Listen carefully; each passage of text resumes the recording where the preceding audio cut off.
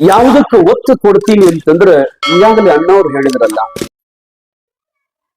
ಈ ಊರಿನ ಯುವಕರು, ಈ ಊರಿನ ತರುಣರು, ಈ ಊರಿನ ವಿದ್ಯಾರ್ಥಿಗಳು, ಪುಣ್ಯಾತ್ಮರೇ, ನಾವು ನಮ್ಮದು ದೊಡ್ಡ ಮಣಿ ಅದ, ಬಹಳ ದೊಡ್ಡ ಮಣಿ ಕಟ್ಟಿವಿ, ಬಹಳ ದೊಡ್ಡ ಹೊಲ ಅದ. ಮಣಿಯೊಳಗ ರೊಕ್ಕ ರೂಪಾಯಿ ಆಸ್ತಿ ಎಲ್ಲ ಮಾಡಿಟ್ಟಿವಲ್ಲ, ಆ ರೊಕ್ಕ ರೂಪಾಯಿ ಆಸ್ತಿ ಮಣಿ ಹೊಲಕ್ಕ ವಾರಸಾದಾರರು ಇರ್ತಾರ. ಅದಕ್ಕ ಒಬ್ರು ವಾರಸ ಬರ್ತಾರ ನಿಮ್ಮ ಹೊಲಕ್ಕ, ನಿಮ್ಮ ಮಣಿಗೆ, ನಿಮ್ಮ ಆಸ್ತಿಗೆ. ಯಾರು ಬರ್ತಾರ? ನಿಮ್ಮ ಮಕ್ಕಳು. ನಿಮ್ಮ ಮಕ್ಕಳು ನಿಮ್ಮ ಹೊಲಕ್ಕ, ನಿಮ್ಮ ಮಣಿಗೆ, ನಿಮ್ಮ ರೊಕ್ಕಕ್ಕ, ನಿಮ್ಮ ಆಸ್ತಿಗೆ ವಾರಸ ಬರ್ತಾರಲ್ಲ, ಆ ಗಳಿಸಿಟ್ಟ ಆಸ್ತಿಗೆ. ಆದ್ರೆ ನಮ್ಮ ಪೂರ್ವಜರು ಗಳಿಸಿಟ್ಟದ್ದು ಬಹಳ ದೊಡ್ಡ ಸಂಪತ್ತದ. ನೀವು ಗಳಿಸಿಟ್ಟ ಆಸ್ತಿ ಇಂದಿಲ್ಲ ನಾಳೆ ಅದು ಹೋಗಬಹುದು, ಅದು ಹಾಳಾಗಬಹುದು. ಆದ್ರೆ ನಮ್ಮ ಋಷಿ ಮುನಿಗಳು ಏನು ಗಳಿಸಿಟ್ಟಾರಲ್ಲ ಸಂಪತ್ತು, ಆಸ್ತಿ ಏನದಲ್ಲ, ಅದು ಯಾವುದು ಅಂತಂದ್ರೆ ಆಧ್ಯಾತ್ಮಿಕ ಸಂಪತ್ತು.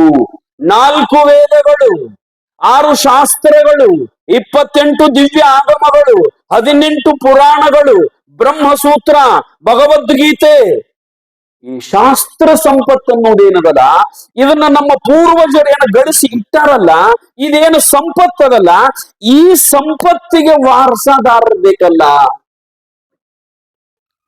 ಇದನ್ನು ಉಳಿಸಿಕೊಂಡು ಹೋಗ್ಬೇಕಲ್ರಿ ಮುಂದ. ಪುಣ್ಯಾತ್ಮರೇ, ಇದನ್ನು ನಾವು ಉಳಿಸಿಕೊಂಡು ಹಾದೀವಿ ಅಂದ್ರ ನಮ್ಮ ಧರ್ಮ ಉಳಿತದ. ಈ ಆಧ್ಯಾತ್ಮಿಕ ಸಂಪತ್ತನ್ನು ಉಳಿಸಿಕೊಂಡು ಹಾದೀವಿ ಅಂದ್ರೆ ನಮ್ಮ ದೇಶ ಉಳಿತದ. ನಾವು ಇದಕ್ಕೆ ವಾರಸಾದಾರನ್ ತಯಾರು ಮಾಡ್ಲಿಲ್ಲ ಅಂತಂದ್ರೆ, ಇದನ್ನು ಉಳಿಸಲಿಲ್ಲ ಅಂತಂದ್ರೆ ನಮ್ಮ ಧರ್ಮ ಉಳಿಯೋದಿಲ್ಲ, ನಮ್ಮ ದೇಶ ಉಳಿಯೋದಿಲ್ಲ, ನಮ್ಮ ಪರಂಪರೆ ಉಳಿಯೋದಿಲ್ಲ, ನಮ್ಮ ಇತಿಹಾಸಗಳು ಉಳಿಯೋದಿಲ್ಲ.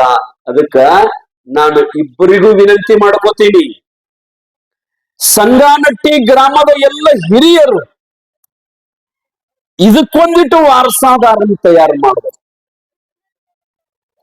ಈಗ ಪ್ರತಿನಿತ್ಯ ಭಜನ ಮಾಡ್ತೀರಿ,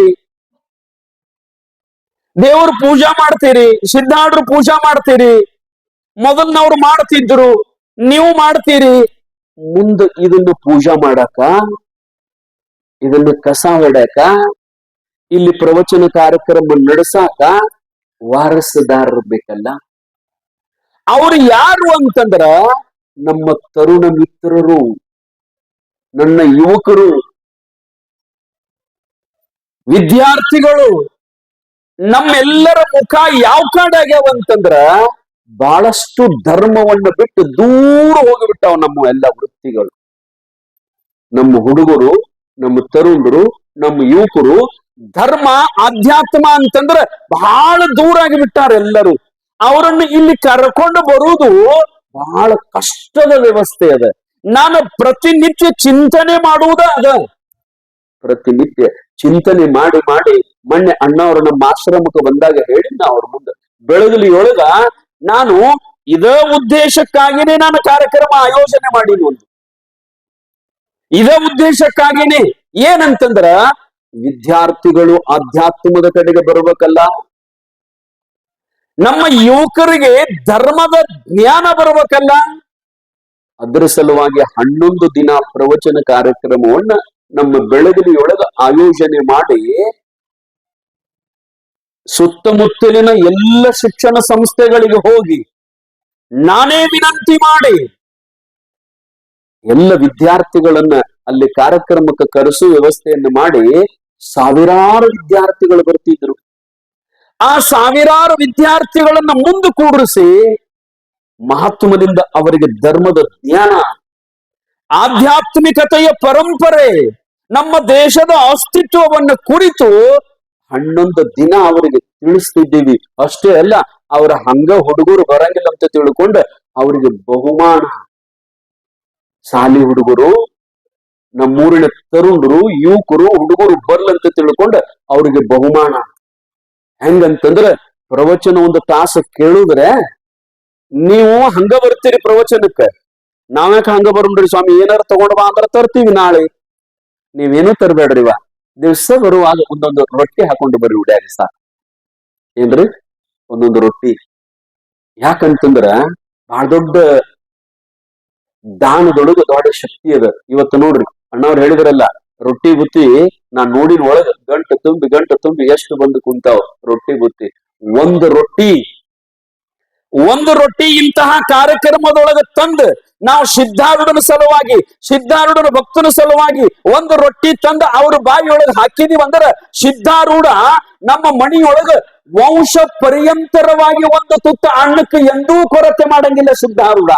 ಬರೀ ಒಂದು ರೊಟ್ಟಿ ತಂದು ನಾವು ಇಲ್ಲಿ ಹಾಕಿದೀವಿ ಅಂದ್ರೆ ಬರುವಾಗ ಒಂದು ರೊಟ್ಟಿ ತಗೊಂಡು ಬರ್ರಿ. ಆ ಹುಡುಗರಿಗೆ ನಾವ್ ಏನ್ ಹೇಳಿದ್ದೀವಿ ಅಂತಂದ್ರೆ ಬರುವಾಗ ಒಂದು ಪೆಣ್ಣ ಒಂದು ಬುಕ್ಕ. ಯಾಕಂದ್ರೆ ಮಹಾತ್ಮರು ಏನ್ ಹೇಳ್ತಾರಲ್ಲ ಅದನ್ನು ಬರ್ಕೊಳ್ದವ್ರು ಪ್ರವಚನದೊಳಗೆ. ಧಾರ್ಮಿಕತೆ, ಆಧ್ಯಾತ್ಮಿಕತೆ, ಈ ಪುರಾಣ ಪ್ರವಚನ ವೇದಗಳ ಶಾಸ್ತ್ರಗಳ ಬಗ್ಗೆ ಏನ್ ಹೇಳ್ತಿರ್ತಾರಲ್ಲ ಅದನ್ನು ಬರ್ಕೊಂಡು ಕೊನೆಗೆ ಒಂದು ಟೆಂಪ್ರರಿ ಎಕ್ಸಾಮ್ ಇಟ್ಟಿವ್ ಅವರಿಗೆ. ಆ ಎಕ್ಸಾಮ್ದೊಳಗೆ ಯಾರು ಫಸ್ಟ್ ಬರ್ತಾರಲ್ಲ ಅವರಿಗೆ 25,000 ರೂಪಾಯಿ ಬಹುಮಾನ ಕೊಟ್ಟಿಲ್ರಿ. 25,000 ರೂಪಾಯಿ. ಎರಡನೇ ಬಹುಮಾನ 15,000 ರೂಪಾಯಿ. ಮೂರನೇ ಬಹುಮಾನ 10,000 ರೂಪಾಯಿ. ಎದರ ಸಲಾಗಿ ಅಂತಂದ್ರ ಇದನ್ನರ ನೋಡಿ ನನ್ನ ವಿದ್ಯಾರ್ಥಿಗಳ ಈ ಕಡೆ ಬರಲಿ, ಅವರಿಗೆ ಸಂಸ್ಕಾರ ಗೊತ್ತಾಗಲಿ, ಅವರಿಗೆ ನಮ್ಮ ದೇಶದ ಇತಿಹಾಸ ಬಿಡ್ರಿ, ದೇಶದ ಇತಿಹಾಸ ಪರಂಪರೆ ಶಾಸ್ತ್ರ ಗೊತ್ತಾಗೋಕ್ಕಿಂತಲೂ ಅವರಿಗೆ ಸಂಸ್ಕೃತಿ ಸಂಸ್ಕಾರ ಗೊತ್ತಾಗಬೇಕಲ್ಲ. ನಮ್ಮ ತಾಯಿ ಅಂದ್ರೆ ಏನು ಮಣಿಯೊಳಗ, ನಮ್ಮ ತಂದೆ ಅಂದ್ರೆ ಏನು ಮಣಿಯೊಳಗ, ನಮ್ಮ ತಂದೆಯ ಕಷ್ಟದ ಅರಿವಾಗಬೇಕು ನಮ್ಮ ಮಕ್ಕಳಿಗೆ ಇವತ್ತಿನ ಕಾಲದೊಳಗೆ. ನಮ್ಮ ತಾಯಿಯ ಪರಿಶ್ರಮದ ಅರ್ಥ ಆಗ್ಬೇಕು ಇವತ್ತಿನ ಕಾಲದೊಳಗೆ ನಮ್ಮ ಮಕ್ಕಳಿಗೆ. ಯಾರ ಮಣಿಯೊಳಗ ತಂದೆ ತಾಯಿಗಳು ನೆಮ್ಮದಿಯಿಂದ ಊಟ ಮಾಡಕತ್ತಿಲ್ಲ. ನಾವು ಮೊದಲ ಅಧ್ಯಾತ್ಮದಕ್ಕಿಂತಲೂ ಚಂದ ಬಾಳೆ ಮಾಡಾಕ ಕಲಿಬೇಕು. ನಾವು ಮಣಿಯೊಳಗ ನಮ್ ತಾಯಿ ಅಂದ್ರೆ ಏನು, ನಮ್ ತಂದೆ ಅಂದ್ರೆ ಏನು, ನಮ್ಮಪ್ಪ ನಮ್ಮವ್ವ ಅಂದ್ರೆ ಏನು, ಅಕ್ಕ ತಂಗಿ ಅಂದ್ರೆ ಏನು, ಕುಟುಂಬ ಅಂದ್ರೆ ಏನು, ಊರೊಳಗ ಹಿರಿಯರು ಅಂದ್ರೆ ಏನು, ನಮ್ಮ ಸಮಾಜ ಅಂದ್ರೆ ಏನು, ನಮ್ಮ ಊರಂದ್ರೆ ಏನು ಅನ್ನೋದು ನಂತರ ಬರ್ತದೆ. ಆದ್ರೆ ನಮ್ಮ ಮಣಿಯೊಳಗ ಅವಿಭಕ್ತ ಕುಟುಂಬದೊಳಗಿದ್ದ ಕಾಕ, ಚಿಗವ್ವ, ಮುತ್ಯ ಅವ್ರ ಜೊತೆಗೆ ಎಲ್ಲರೂ ಕುಟುಂಬದೊಳಗ ಪ್ರೀತಿಯಿಂದ ಇರುವುದು ಕಲಿನು. ನಾವು ಮೊದಲು ಎಲ್ಲರೂ ಮಣಿಯೊಳಗ ಪ್ರೀತಿಯಿಂದ ವಿಶ್ವಾಸದಿಂದ ಒಬ್ರಕೊಬ್ರು ಮೋಸ ಮಾಡ್ಲಾರ್ದಂಗ, ಅಣ್ಣನ ತಮ್ಮ ಮೋಸ ಮಾಡ್ಲಾರ್ದಂಗ, ತಮ್ಮನ ಅಣ್ಣ ಮೋಸ ಮಾಡ್ಲಾರ್ದಂಗ ನಾವೆಲ್ಲರೂ ಹೆಂಗಂತಂದ್ರ ಎಲ್ಲರೂ ಒಂದೇ ತಾಯಿ ಮಕ್ಕಳದೀವಲ್ಲ, ಎಲ್ಲರೂ ಒಂದೇ ಕುಟುಂಬದವರದೀವಲ್ಲ, ಎಲ್ಲರೂ ಒಂದೇ ರಕ್ತವನ್ನ ಹಂಚಿಕೊಂಡು ಹುಟ್ಟಿವಲ್ಲ ಅಂತ ತಿಳ್ಕೊಂಡ ಅಟ್ಟರು ಪ್ರೀತಿಯಿಂದ ಇರುವುದನ್ನು ಮಣಿಯೊಳಗ ಕಲಿಬೇಕು. ಅದಕ್ಕೆ ಸಮರ್ಥ ರಾಮದಾಸರು ಬರೀತಾರಲ್ಲ, ಪೈಲೆ ಪ್ರಪಂಚ नेटखट करावा पीछे परमार्थ. ಮೊದಲು ಚಂದಂಗಿ ಬಾಳೆ ಮಾಡಾಕ ಕಲೀರಿ ಅಂತಾರ. ಮೊದಲು ಚಂದಾಗಿ ಸಂಸಾರ ಮಾಡಾಕ ಕಲೀರಿ. ಯಾಕೆ ಇದನ್ನ ಹೇಳ್ತಾರಂದ್ರ ಇವಾಗ ನಿಜಗುಂಡ್ರು ಹೇಳ್ತಾರಲ್ಲ, ಈ ಸಂಸಾರ ಅನಿತ್ಯದ, ಇದು ಸುಳ್ಳದ, ಇದನ್ನ ನಾವರ ಬಿಟ್ಟು ಹೋಗ್ತೀವಿ, ಇಲ್ಲಾರ ಅದರ ನಮ್ಮನ್ನು ಬಿಟ್ಟು ಹೋಗ್ತದ ಒಂದು ದಿನ. ಹಲೋ, ಈ ಸಂಸಾರ ಇದು ಅನಿತ್ಯ ಅದ, ಇದು ಸುಳ್ಳದ. ಅವ್ರ ರಾಮದಾಸರು ಏನಂತಾರಂದ್ರ ಮೊದಲ ಸುಳ್ಳಿದ್ದದ್ದನ್ನು ಮೊದಲು ಚಂದಂಗಿ ಮಾಡಾಕ ಕಲಿಯಪ್ಪ. ಸುಳ್ಳಿದ್ದ ಸಂಸಾರನ ನಿನಗ ಚಂದಂಗಿ ಮಾಡಾಕ ಬರ್ಲಿಲ್ಲ ಅಂದ್ರ ನಿತ್ಯ ಶಾಶ್ವತವಾಗಿರತಕ್ಕಂಥ ಪರಮಾರ್ಥವನ್ನ ಹೆಂಗ ಮಾಡಾಕ ಬರ್ತದ ನಿನಗ? ಅದನ್ನ ಹೆಂಗ ಮಾಡಾಕ ಬರ್ತದ? ಅದು ಬಹಳ ಕಠಿಣದ. ಅದನ್ನ ಮೊದಲ ಇದನ್ನು ಮಾಡಲಿಕ್ಕೆ ಚಂದಂಗಿ ಕಲ್ಕೂರಂತ ಸಮರ್ಥ ರಾಮದಾಸರು ಹೇಳ್ತಾರೆ. ಏನಂತಂದ್ರ ಪೈಲೆ ಪ್ರಪಂಚ नेटखट करावा पीछे परमार्थ. ನಿಜಗೊಂಡ್ರು ಈ ಮಾತು ಬಹಳ ಚಂದ ಬರೀತಾರೆ. ಏನಂತಂದ್ರ ಜಾನನು ಲೌಕಿಕ ಪರಮಾರ್ಥವೆರಡನ್ನು ಕೂಡಿ ನಡೆಸುತ್ತಿಹ ನಿಂತು. ಪರಮಾರ್ಥ ಮತ್ತು ಲೌಕಿಕ, ಬರೇ ಗಂಡನ ಬಿಟ್ಟು ಹೆಂಡತಿ ಬಿಟ್ಟು ಮಕ್ಕಳ ಬಿಟ್ಟು ಗುಡ್ಡದಾಗ ಹೋಗಿ ಗಡ್ಡ ಬಿಟ್ಟು ಶಿವ ಬ್ಯಾಡ್, ನಮಗ ಬ್ಯಾಡ. ನಮ್ ಹೆಂಡತಿ, ನಮ್ಮ ಮಕ್ಕಳು, ನಮ್ಮ ಹೊಲ, ನಮ್ಮ ಸಂಸ್ಕೃತಿ, ನಮ್ಮ ದೇಶ ಪರಂಪರೆ ಪುರಾಣ ಶಾಸ್ತ್ರ ಇಲ್ಲಿಂತರ ಒಂದನೇ ತದಿಂದ ಹೋಗುನು ನಾವು. ಒಂದನೇ ತದಿಂದ ಮೊದಲು ಇಲ್ಲಿ ಮಣಿಯೊಳಗ ಧರ್ಮದ ಅಸ್ತಿತ್ವವನ್ನು ನಾವು ಕಲಿಬೇಕು, ನಮ್ಮ ಮಕ್ಕಳಿಗೂ ಕಲಿಸ್ಬೇಕು. ಬರೀ ದೊಡ್ಡ ಶಾಸ್ತ್ರ ಪುರಾಣ ಓದ್ಕೋತ ಕುಂಡ್ರದಟ್ಟ ಅಲ್ಲ, ಆದ್ರ ಅದ ಬೇಕಲ್ರಿ ಇವ ಮಣಿಯೊಳಗ ನಮ್ಮ ಮಕ್ಕಳಿಗೆ, ನಮ್ಮ ಹೆಣ್ಣು ಮಕ್ಕಳಿಗೆ, ನಮ್ಮ ತಾಯಂದರಿಗೆ ಸಂಸ್ಕಾರ ಬೇಕಲ್ಲ. ಇವತ್ತ ನಾ ಹೇಳಕತ್ತಿದ್ನಲ್ಲ ಏನಂತಂದ್ರ, ಪ್ರತಿಯೊಂದು ಮಣಿಯೊಳಗ ತಂದೆ ತಾಯಿಗಳು ಕಣ್ಣೀರ ಕೂಡೆ ತಿಂತಾರ್ರಿ. ಬಹಳಷ್ಟು ಮಣಿಯೊಳಗ ಎಲ್ಲೋ ಒಂದು ಮಣಿಯೊಳಗ ಸಂಸ್ಕೃತಿ ಸಂಸ್ಕಾರ ಅದ ಮಕ್ಕಳಿಗೆ. ಅವು ಅಂದ್ರ ಏನು, ಅಪ್ಪಂದ್ರ ಏನು, ಮಣಿಯೊಳಗ ಊರೊಳಗ ಹಿರಿಯರಂದ್ರ ಏನು ಅನ್ನೋದು ಯಾರೋ ಕೆಲವೊಬ್ಬರಿಗೆ ಗೊತ್ತದ, ಇನ್ನು ಕೆಲವೊಬ್ಬರಿಗೆ ಗೊತ್ತಿಲ್ಲ, ಬಹಳ ಮಂದಿ ಗೊತ್ತಿಲ್ಲ. ಹಡದ ಅವ್ವ ಅಪ್ಪ ಮಕ್ಕಳ ಬಗ್ಗೆ ಬಹಳ ಕಳಕಳಿ, ಬಹಳ ಕಾಳಜಿ ಮಾಡ್ತಾರ. ಆದ್ರೆ ಆ ಮಕ್ಕಳಲ್ಲಿ ಆ ಭಾವನೆ ಇಲ್ಲ, ಮಕ್ಕಳಲ್ಲಿ ಭಾವನೆ ಇಲ್ಲ. ಅದನ್ನು ನಾವು ಮೊದಲು ಸಂಸ್ಕಾರ ಸಂಸ್ಕೃತಿಯನ್ನು ತುಂಬಬೇಕು ಮಕ್ಕಳಲ್ಲಿ. ಬಹಳಷ್ಟು ಪ್ರಯತ್ನ ಮಾಡ್ಬೇಕು. ನಾವು ಸಣ್ಣವರಿದ್ದಾಗಣ ಮಕ್ಕಳಿಗೆ ಸಂಸ್ಕಾರವನ್ನು ಕೊಡ್ಲಿಕ್ಕೆ ಪ್ರಾರಂಭ ಮಾಡ್ಬೇಕ್ರಿ. ಅದರೊಳಗ ನೀವೇನ್ ಕೂತಿರ್ಲಿವ, ನಿಮ್ಮ ಜವಾಬ್ದಾರಿ ಬಹಳ ದೊಡ್ಡದರಿ ತಾಯಿ, ಬಹಳ ದೊಡ್ಡದದ. ಈ ದೇಶ ಉಳಿಬೇಕಾದ್ರೆ ನಿಮ್ಮ ಪಾತ್ರ ಬಹಳ ಮುಖ್ಯದರಿ. ದೇಶದ ಧರ್ಮ ಉಳಿಬೇಕಾದ್ರೆ ನಿಮ್ಮ ಪಾತ್ರ ಬಹಳ ಮುಖ್ಯದರಿ. ಯಾಕಂತಂದ್ರ ಬಹಳಷ್ಟು ಮಂದಿ ನಾವು ತಾಯಂದಿರು ಏನ್ ಮಾಡ್ತೀವಿ ಅಂತಂದ್ರ, ಅಪ್ಪ ಮಗನಿಗೆ ಏನಾದ್ರೂ ಒಂದಿಟ್ಟು ಸಿಟ್ಟಿಗೆ ಬರಾಕತ್ತಿದಂದ್ರ ನೀವೇನ್ ಮಾಡ್ತೀರಿವ, ಸುಮ್ಕೊಂಡ್ರಿ, ಎಲ್ಲ ಗೊತ್ತದ ಅವೆಲ್ಲ ಮಾಡ್ತಾನ ಸುಮ್ಕೊಂಡ್ರು. ಯಾಕ್ರಿವ ಅಂತೀರಿ? ಒಂದ್ ಸ್ವಲ್ಪ ನಿನ್ನ ಗಂಡ ನಿನ್ನ ಮಗನ ಕೊಲ್ಲಂಗಿಲ್ಲ, ನಿನ್ನ ಮಗನ ಏನು ಮಾಡಂಗಿಲ್ಲ. ಆದ್ರ ಅವ್ ಎದಕ್ಕೆ ಪ್ರಯತ್ನ ಮಾಡ್ತಾನ ಅಪ್ಪ ಅಂತಂದ್ರ, ಆ ಮಗ ನಾಳೆ ಈ ಊರಿಗೆ, ಈ ತಾಲೂಕ, ಜಿಲ್ಲೆಗೆ, ಈ ರಾಜ್ಯಕ್ಕ ಒಬ್ಬ ಶ್ರೇಷ್ಠ ವ್ಯಕ್ತಿಯಾಗಿ ಹೊರಗೆ ಬರ್ಬೇಕವ. ನಿನ್ನ ಮಗ ಹೊರಗೆ ಬಂದಂದ್ರ ಇಡೀ ಊರ ಸಲ್ಯೂಟ್ ಹೊಡಿಬೇಕ್ರಿ ಅವ್ವ.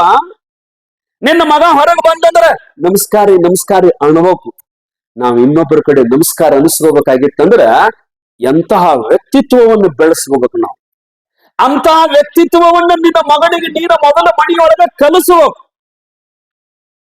ಮೊದಲ ಮಣಿ ಬಹಳ ದೊಡ್ಡ ಶಿಕ್ಷಣ ಸಂಸ್ಥೆ ಅದ.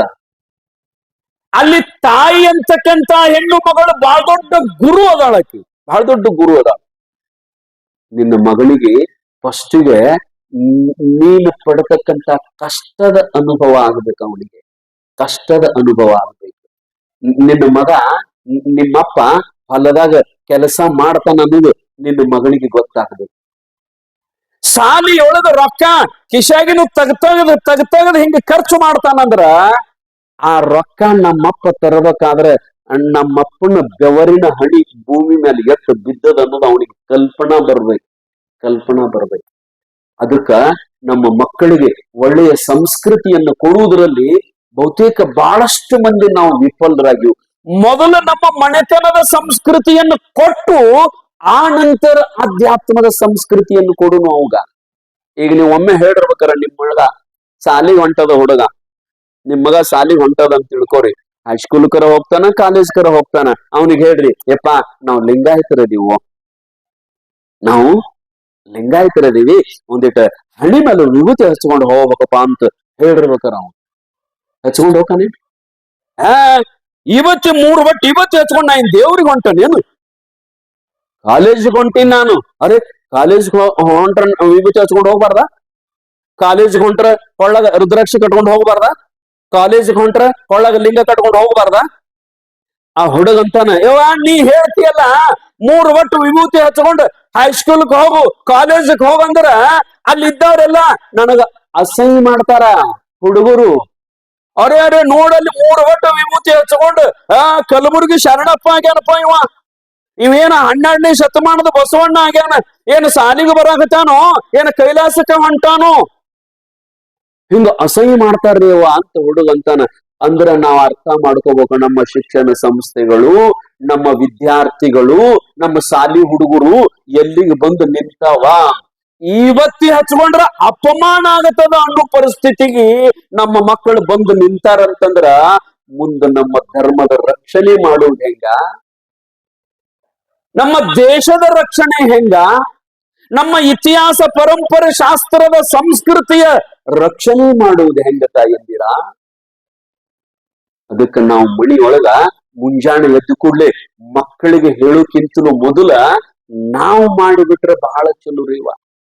ನಾವು ಮಕ್ಕಳು ಬಹಳಷ್ಟು ಹೇಳಿದ್ದನ್ನು ಕೇಳೋದಕ್ಕಿಂತಲೂ ನಾವೇನ್ ಮಾಡ್ತೀವಲ್ಲ ಅದನ್ನ ಮಾಡ್ತಾವ್ರಿ. ಅದು ಮತ್ತೆ ಸಣ್ಣಾಗಿದ್ದಾಗ, ಮತ್ತೆ ಸಣ್ಣ ಇದ್ದಾಗ, ದೊಡ್ಡ ಇದ್ದು ಅಂದ್ರ ಒಂದಿಟ ಕೇಳೋದು ಕಡಿಮೆನ ರೀ. ಹೊರಗಿಂದ ಬಂದು ಅಂತಂದ್ರ ಊಟ ಮಾಡಂದ್ರುನು ಹಾ ಮಾಡ್ತೇವೆ ನೀವೆಲ್ಲ ಮಾಡ್ಸೋ ಮಾಡ್ರಿ ನೀವು. ಅವ್ರು ಮಾತಾದಾರೆ ರೀ ನಮ್ಮ ಹುಡುಗರು ಭಾಷೆನ ಬೇರೆ ಮಾತಾದಾರೆ. ಅವು ಒಳ್ಳೆ ಅಂತಿರ್ತಾವೆ, ಯಪ್ಪಾ ಊಟ ಮಾಡೋ ನೀವ್ ಒಮ್ಮೆ ಹೇಳ್ರಿ ತಿಳಿತಿಲ್ಲ ನೋಡ್ರಿ. ಇದೇ ಭಾಷೆ ಮಕ್ಕಳು ಒಮ್ಮೆ ಹೇಳಿರಿ ತಿಳಿತಿಲ್ಲ. ನಂದು ಹಸೋದದ್ ನನಗೆ ಗೊತ್ತಾಗಂಗಿಲ್ಲ, ಏನ್ ದೊಡ್ಡ ಶಾಣಕ್ಕೆ ನಾ ಎಲ್ಲ ಮಾಡ್ತಾನೆ ಸುಮ್ಕೊಂಡ್ರಿ, ನೀವು ಊಟ ಮಾಡಿ ಮಕ್ಕಳು ಹೋಗು. ಇದೇ ಭಾಷೆ ಮಾತಾಡ್ತಾವ್ರು ನಮ್ಮ ಮಕ್ಕಳು. ತಾಯಿ ಅಂದ್ರೆ ಗೌರವ ಇಲ್ಲ, ತಂದೆ ಅಂದ್ರೆ ಕಿಮ್ಮತ್ತಿಲ್ಲ, ಅಪ್ಪ ಅವ್ವ ಅಂತಂದ್ರ ಬೆಲೆನೇ ಇಲ್ದಂಗ ಇವತ್ತಿನ ಕಾಲದೊಳಗ ಆ ಯುವಕರಿಗೆ ಸುಮಾರು ಅನ್ನಂಗಿಲ್ಲ. ಯಾಕಂತಂದ್ರ ಅಂತ ಪರಿಸ್ಥಿತಿ ನಿರ್ಮಾಣ ಆಗಿಬಿಟ್ಟದ ನಮ್ಮ ದೇಶದೊಳಗ.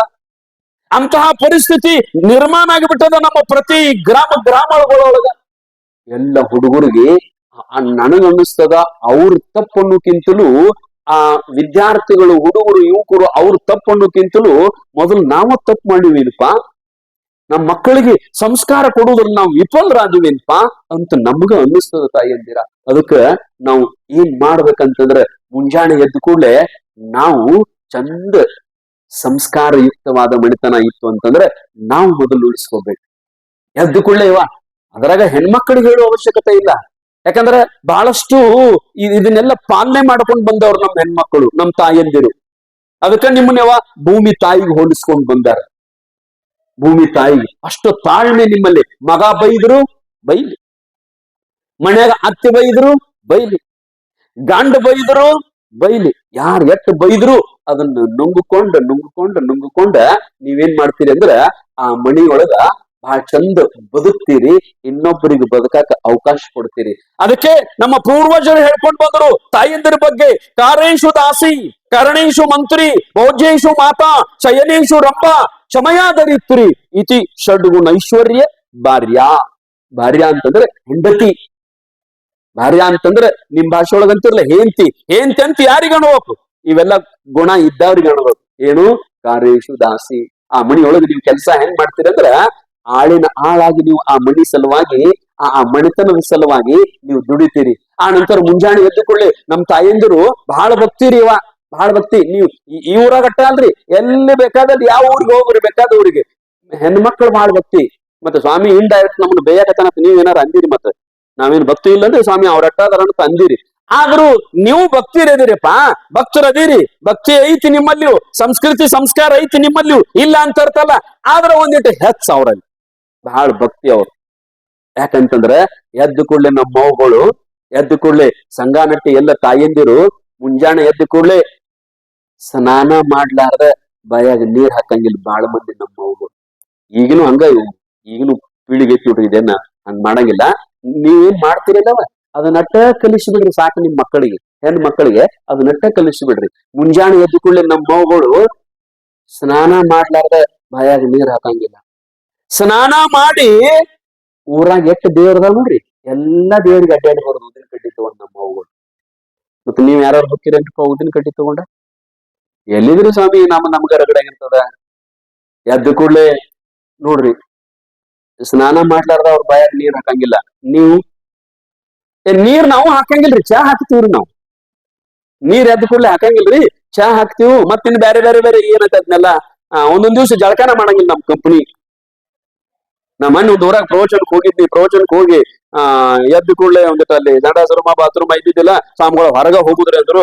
ಆ ತಳಪ ಅಂತ ತಿಳ್ಕೊಂಡು ತಗೊಂಡ್ ವಾಕಿಂಗ್ ಮಾಡ್ಕೋತ ಹೊಂಟಿದ್ನಿ. ಒಬ್ಬ ಹಿರಿಯ ಎದುರಿಗೆ ಬಂದ, ಶರಣ್ರಿ ಅಣ್ಣಾರ ಅಂದಿನ. ಶರಣ್ರಿ ಸ್ವಾಮಿಗಳು ಅಂದವ. ನಮಸ್ಕಾರ ಸ್ವಾಮಿಗಳು ಯಾವ್ರವ್ರು ಅಂದ. ನಾವ್ ಹಿಂಗ್ರಿ ಬೆಳಗ್ಲಿ ಅವ್ರಿ. ಎದಕ್ ಬಂದಾರ ಇಲ್ಲಿ ಕೇಳ್ತವ? ಆ ಊರಿಗೆ ಪ್ರವಚನಕ್ಕೆ ಹೋಗಿದ್ನೆ, ಅವ್ನ್ ಗೊತ್ತೇ ಇಲ್ಲ ಅದು. ಬೆಳಗಲೆ ಅವ್ರು ಹೇಳುದಿಲ್ಲ, ಎದಕ್ ಬಂದರಿ? ನೀ ಭಿಕ್ಷಕ್ ಬಂದೇನ್ರಿ, ಜೋಳಿಗೆ ಹಾಕೊಂಡಂದೆ. ನಾ ಹೆಂಗಿದ್ರು ಸ್ವಾಮಿ ಜಂಗಮ ಸಿದ್ಧಾರ್ಥ ಜೋಳಿಗೆ ಹಾಕೊಂಡು ಬಂದನ್ರಿ ಅಂತೇಳಿ ಪ್ರವಚನಕ್ಕೆ ಬಂದಿವ್ ಅಂತಂದಾಗ ಆಯ್ತು ಹೇಳ್ರಿ ಅಂತೇಳಿ ಅಂದ್ರು. ಮತ್ತೆ ಜಳಕದು ಆಗೇತಿಲ್ರಿ ಅಂತ ನೀ ಇವತ್ತಿನ ಸ್ವಾಮಾರನ ಸ್ವಾಮಿ ಜಳಕ ಮಾಡಕ್ ಅಂದವ. ಅಂದ್ರೆ ಸ್ವಾಮಾರಕ್ಕೊಮ್ಮೆ ಜಳಕ ಮಾಡೋ ಕಂಪನಿ ಅದು ಅವ್ರೆ. ಮತ್ ನೀವ್ ಅಲ್ಲಿ ನಮ್ ಶರಣರು ಸಂಗಾನಟ್ಟಿ ಒಳಗ ಸಂಸ್ಕೃತಿ ಸಂಸ್ಕಾರದ ಎದ್ದು ಕೂಡ್ಲಿ ನೀವೆಲ್ಲ 100 ಕೆಲಸ ಬಿಟ್ಟು ಜಳಕ ಮಾಡ್ತೀರಿ, 1000 ಕೆಲಸ ಬಿಟ್ಟು ಪೂಜಾ ಮಾಡ್ತೀರಿ, ಅದ್ರಾಗ ಏನ್ 2 ಮಾತಿಲ್ಲ. ಆದ್ರ ನಮ್ ತಾಯಂದಿರ ಮಾತ್ರ ಬಹಳ ಚಲೋ. ಅವ್ರೆಲ್ಲಾ ಪದ್ಧತಿ ಪ್ರಕಾರ ಈ ಊರಾಗ ದೇವ್ರ ಏನ್ಕ ನೋಡ್ರಿ, ಎಲ್ಲಾ ದೇವ್ರುಗಳು ನಿಮ್ಮ ಸಲಗನ ಅದಾವ. ಮತ್ತವ್ ನೀವ್ ಹೋಗ್ಲಿಲ್ಲ ಅಂದ್ರ ಅವಕ್ ನೀರಿಲ್ಲ ನಿಡಿ ಇಲ್ಲ, ಯಾರು ಹೋಗವ್ರಿ?